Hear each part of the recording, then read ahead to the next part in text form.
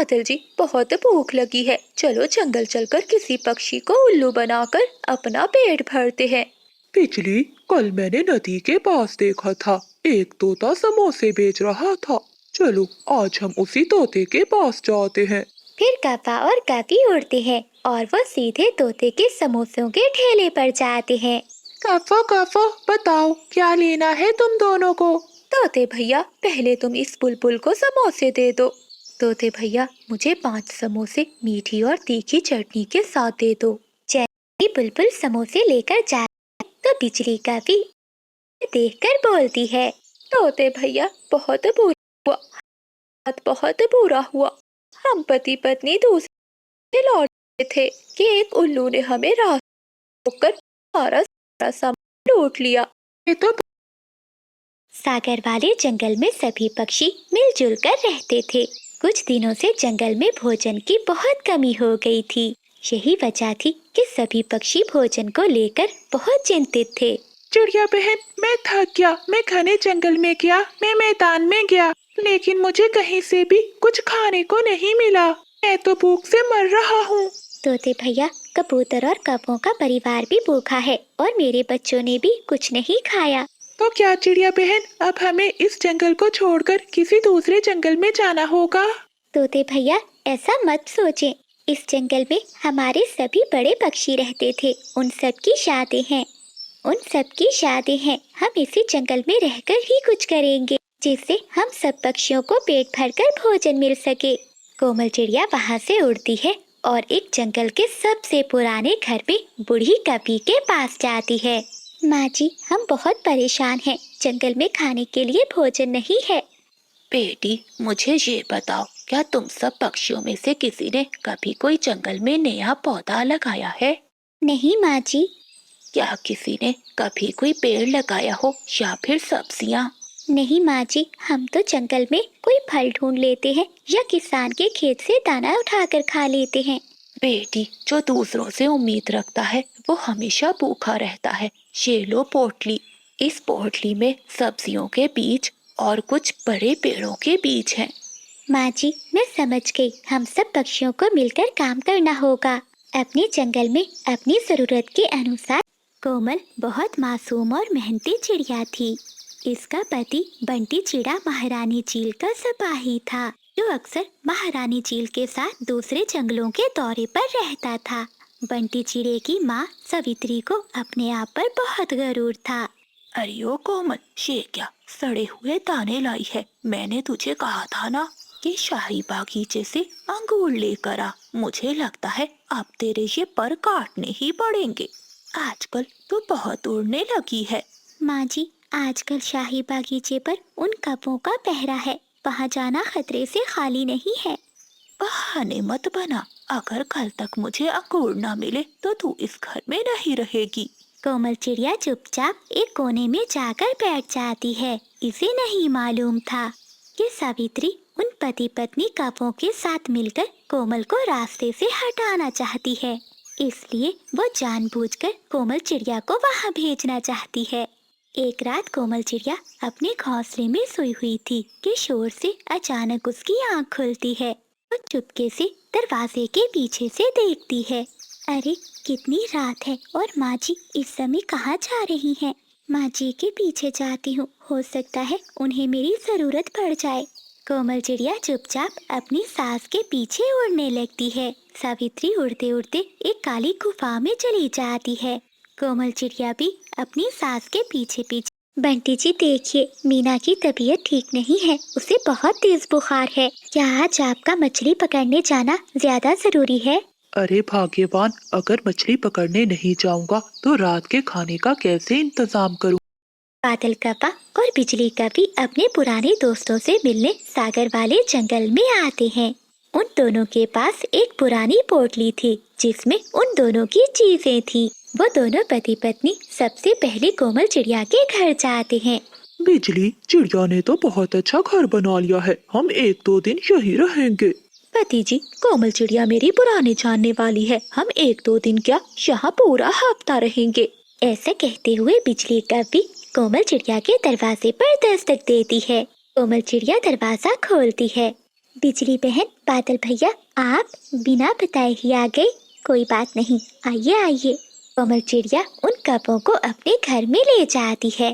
कोमल बहन, बहुत दिनों से तुम्हारा बादल भैया बोल रहा था कि मुझे पुराने जंगल के पक्षियों से मिलना है, इसीलिए सोचा इन सर्दियों में हम अपने पुराने दोस्तों के पास जाते हैं। बिजली बहन, ये तो आप दोनों ने बहुत अच्छा किया। इन दिनों हमारे जंगल में ढेर सारा दाना भी है और फल भी। अब तो हम सब अपने घरों में बहुत स्वादिष्ट स्वादिष्ट भोजन भी बनाते हैं। क्या कहा चिड़िया बहन? स्वादिष्ट स्वादिष्ट भोजन? क्या तुम्हें गाजर की खीर बनाना आती है? हाँ बिजली बहन, खीर तो मैं बहुत मजे की बनाती हूँ। क्या तुम खाओगी? हाँ चिड़िया बहन, मुझे खीर बहुत पसंद है। एक बार मैं किसान के घर में खीर खाने गई थी, लेकिन कमबख्त किसान ने मुझे वहाँ से भगा दिया। तो ठीक है दोस्तों, आज मैं तुम दोनों को गाजर की खीर ही बनाकर खिलाती हूँ। कोमल चिड़िया रसोई में जाती है और गाजर की खीर बनाने लगती है। बादल कौवा और बिजली कौवी अपनी पोटली रखते हैं और आराम से घोंसले में लेट जाते हैं। थोड़ी देर बाद कोमल चिड़िया भी खीर बना लेती है। वो सभी मिलकर बहुत मजे से खीर खाते हैं और फिर सो जाते हैं। अगली सुबह हो जाती है। चिड़िया बहन, क्या इस जंगल में मीठे मीठे फल भी हैं? हाँ बिजली बहन, ढेर सारे मीठे मीठे फल हैं। मैं अभी लेकर आती हूँ। चिड़िया बहन, मेरे लिए मीठे मीठे सेब लाना। तुम्हें तो पता है मुझे सेब बहुत पसंद है। हाँ हाँ बादल भैया, मुझे सब मालूम है। फिर कोमल चिड़िया अपनी टोकरी उठाती है और जंगल में से मीठे फल लेने चली जाती है। रास्ते में चिड़िया को कबूतर मिलता है।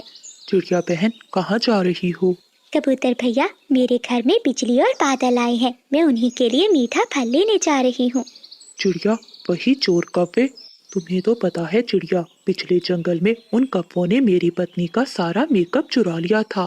कबूतर भैया, ये बहुत पुरानी बात है। अब तो कौवे बहुत बदल चुके हैं। अब तो वो चोरियां नहीं करते होंगे। बादल कौवा घोंसले में सोया हुआ था। बिजली कभी उठती है और चिड़िया के घर को देखने लगती है। बिजली कभी दूसरे कमरे में जाती है। वहाँ एक अलमारी थी। बिजली कभी वो अलमारी खोलती है तो उसमें एक पोटली थी। ये पोटली कैसी है? खोलकर देखती हूँ, शायद इसमें कुछ खाने को मिल जाए। बिजली कभी वो पोटली खोलती है तो उसकी आंखें फटी की फटी रह जाती हैं। उस थैली में एक सोने का हार था। सोने का हार, जो मैं आज तक कभी ले ना पाई। चिड़िया मुझसे पहले ही लेकर बैठी हुई है। बिजली कभी वो हार उठाती है और अपने पति के पास आती है। बादल उठो, जरा देखो इस सोने के हार को। बादल कौवा उठ जाता है। ये क्या, सोने का हार? बिजली, ये तुम्हें कहाँ से मिला? बादल, मैंने ये सोने का हार चिड़िया की अलमारी से निकाला है। ये तो बहुत कीमती लग रहा है।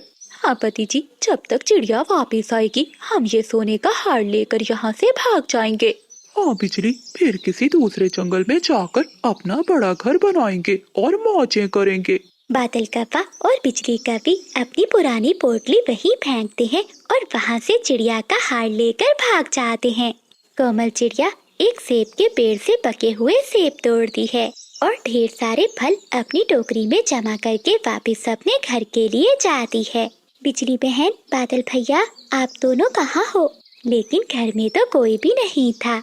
जब कोमल चिड़िया दूसरे कमरे में जाकर अपनी अलमारी को देखती है तो वो खुली हुई थी। जैसे ही वो पास जाकर देखती है तो अलमारी में उसके सोने का हार नहीं था। ये देखकर कोमल चिड़िया रोने लगती है। कबूतर भैया ने ठीक कहा था कि आदतें कब बदलती हैं। वो कभी तो मुझे लूट कर चले गए, लेकिन मैं भी इतनी आसानी से उन्हें जाने नहीं दूंगी। मैं उनका पीछा करती हूँ, वो ज्यादा दूर नहीं गए होंगे। कोमल चिड़िया अपने घर से निकलती है। तभी वो देखती है कि जंगल का मौसम बहुत खराब हो चुका है। तभी तेज हवाओं के साथ बादल गरजने लगते हैं और तेज बारिश शुरू हो जाती है। ये देखकर कोमल चिड़िया वापस अपने घर के अंदर आ जाती है। ऐसे मौसम में मैं कहीं दूर भी नहीं जा सकती। लगता है मेरा हाथ अब मुझे कभी वापस नहीं मिलेगा। कौवे बारिश में फंस गए थे। वो आश्रय लेने के लिए कबूतर के घर के दरवाजे पर दस्तक देते हैं। कबूतर दरवाजा खोलता है। कौवो, तुम? मेरी सुंदर आंखों वाले कबूतर भैया, हमें आज की रात अपने घर में रहने दो। नहीं नहीं कभी, तुम दोनों चोर हो। मैं चिड़िया की तरह तुम कौवों का विश्वास नहीं कर सकता। ऐसा कहते हुए कबूतर अपने घर के अंदर चला जाता है और दरवाजा बंद कर लेता है। वो दोनों पति पत्नी सोने का हार लिए एक पेड़ के नीचे बैठ जाते हैं। बिजली, जब तक बारिश नहीं रुकती हमें यहीं बैठना होगा। वो दोनों कौवे वहीं बैठ जाते हैं, लेकिन कुदरत को कुछ और ही मंजूर था। आसमान पर एक जोरदार बिजली चमकती है और वो सीधी उन कौवों पर आकर गिरती है। बिजली गिरने से वो कौवे वहीं मर जाते हैं। वो पति पत्नी मर चुके थे और सोने का हार उनके पास पड़ा था। उन कौवों को उनके किए की सजा वहीं मिल जाती है। अगली सुबह बारिश रुक जाती है। कोमल चिड़िया अपने घर से बाहर दाना ढूंढने के लिए निकलती है। चिड़िया की नजर कौवों पर जाती है। वो तुरंत वहाँ जाती है। बिजली और बादल, कितना अच्छा था जो तुम दोनों मेरे घर में मेहमान बनकर रहते और एक अच्छे पक्षी बनकर अपना जीवन गुजारते। जो करता है वही भरता है। फिर कोमल चिड़िया अपना सोने का हार उठाकर वापस अपने घर की ओर चली जाती है। एक जंगल में बादल और भूरे नाम के दो कौवे रहते थे। दोनों में हर रोज झगड़ा हुआ करता था कि आखिर माँ किसके पास रहेगी। दोनों कौवे ये फैसला करते हैं कि वो अपनी माँ को घर से निकाल देंगे। ये सुनकर तो बूढ़ी कौवी के पैरों तले जमीन निकल जाती है। बेटा, मैंने तुम्हें बचपन से लेकर आज तक कभी कोई कमी नहीं होने दी, और आज जब मेरे पंख काम नहीं करते तो तुम मुझे घर से निकाल रहे हो। मुझे कोई शौक नहीं है तुम्हें घर से निकालने का, लेकिन क्या सारी उम्र मैं ही तुम्हारी जिम्मेदारी उठाऊंगा? पूरे का भी हक बनता है कि नहीं? तू बड़ा है, तूने ही माँ के ज्यादा पैसे खर्च किए हैं। मैं तो बचे कुचे में ही गुजारा कर लेता था ना। लेकिन बच्चों, मैंने तुम दोनों को एक समान ही चीजें दी हैं, भले जो भी खाने के लिए हो। माँ, वो जमाना और था। क्या तुम नहीं चाहती कि हम भाई खुशी खुशी रहे? बादल, मैंने तो हर समय चाहा है कि तुम दोनों भाई हमेशा खुश रहो। ठीक है बच्चों, जब तुम दोनों ने फैसला कर ही लिया है तो मैं तुम दोनों को छोड़कर जा रही हूँ। बूढ़ी कौवी रोती हुई वहाँ से चली जाती है। ये देखकर बादल और भूरा बहुत खुश होते हैं कि उन दोनों की माँ से जान छूट गई है। दूसरी ओर बूढ़ी कौवी अब पक्षियों से मांग मांग कर दाना खाने लगती है। बेटा, ऊपर वाले के लिए मेरी कुछ मदद कर दो। बढ़िया, सुबह सुबह कोई काम नहीं मिलता जो मांगने चली आती हो। तोते बेटा, ऐसी उम्र में भला मैं क्या काम करूं, तुम ही बताओ।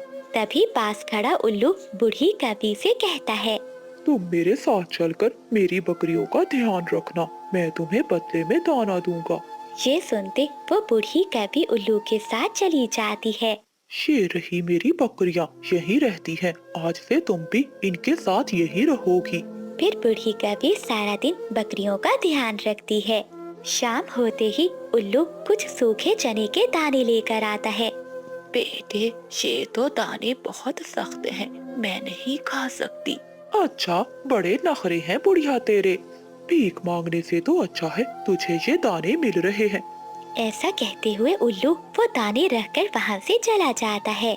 ऐ ऊपर वाले, ये कैसे दिन दिखा दिए हैं तूने मुझे। मैंने कभी अपने बच्चों को ऐसे दाने नहीं खिलाए। आज उन्हीं की वजह से मुझे ये दिन देखना पड़ रहा है। तभी कौवी देखती है कि एक बकरी का छोटा बच्चा अपनी माँ का दूध पीने के लिए तरस रहा है। लगता है ये बच्चा भी मेरी तरह भूखा ही है, इसे दूध पिला देती हूँ। फिर बूढ़ी कौवी जाकर छोटी बकरी के बच्चे की रस्सी खोल देती है। जब उल्लू वहाँ आकर देखता है तो उसे बहुत गुस्सा आता है और वो एक लाठी से बूढ़ी कौवी को मारने लगता है। पागल बुढ़िया, तू बच्चे को दूध पिलाएगी तो मैं दूध कहाँ से बेचूंगा? क्या मैं तुझे अपना नुकसान करवाने के लिए यहाँ लेकर आया था? जा जा, निकल जा यहाँ से। वो बूढ़ी कौवी चुपचाप वहाँ से निकल जाती है। अगर मैं भी एक बकरी ले लूं तो उसका पालन करके मेरा गुजारा हो जाएगा। तभी वो चील के पास जाती है। चील चाची, क्या मुझे एक बकरी मिल सकती है? हाँ, क्यों नहीं, पैसे दो और ले जाओ। लेकिन मेरे पास तो पैसे नहीं हैं। मैं तुम्हारे यहाँ काम कर दिया करूँगी, बदले में मुझे एक बकरी दे देना। ठीक है, कल से काम पर आ जाना। अगले दिन से वो बूढ़ी कभी वहाँ पर सारी बकरियों की सेवा करती है, उन्हें चारा डालती है। एक दिन बूढ़ी कभी बकरियों को लेकर जंगल में चराने जाती है। तभी वो बकरियाँ एक कभी के खेत में घुस जाती है। ये देखकर कभी को बहुत गुस्सा आता है और वो बकरी को मारने लगती है, जिससे बकरी घायल हो जाती है। कुछ ही दिनों बाद वो बकरी मर जाती है।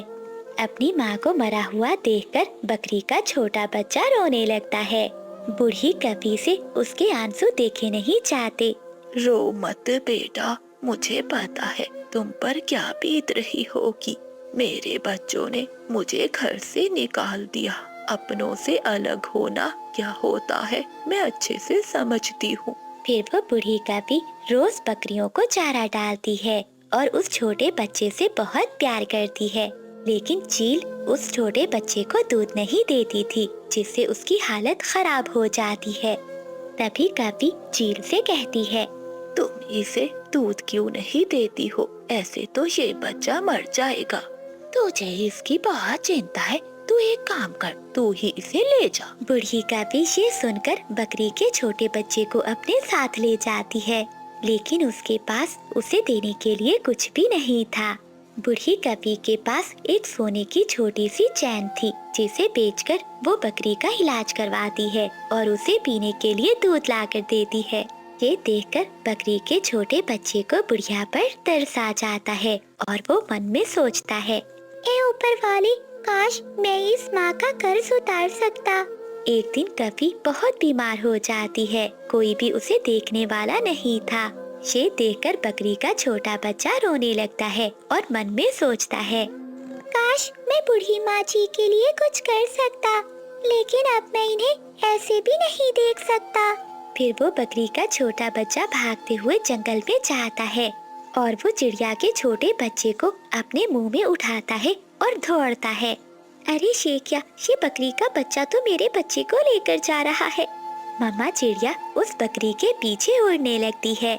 पीछा करते हुए कोमल चिड़िया एक घर में चली जाती है, जहाँ वो देखती है कि एक बूढ़ी कभी दर्द में तड़प रही थी। ये बकरी का बच्चा कितना वफादार है, जो अपनी मालकिन के लिए ये सब कर रहा है। कोमल चिड़िया उस बूढ़ी कभी की मदद करती है। वो उसे बुलबुल डॉक्टर के पास लेकर जाती है और फिर अपने घर ले आती है। माँ जी, आप ऐसे अकेले क्यों रह रही थी? आपके बच्चे नहीं है? रोते हुए बूढ़ी सारी बात चिड़िया को बताती है। देखो चिड़िया, ये बकरी का छोटा बच्चा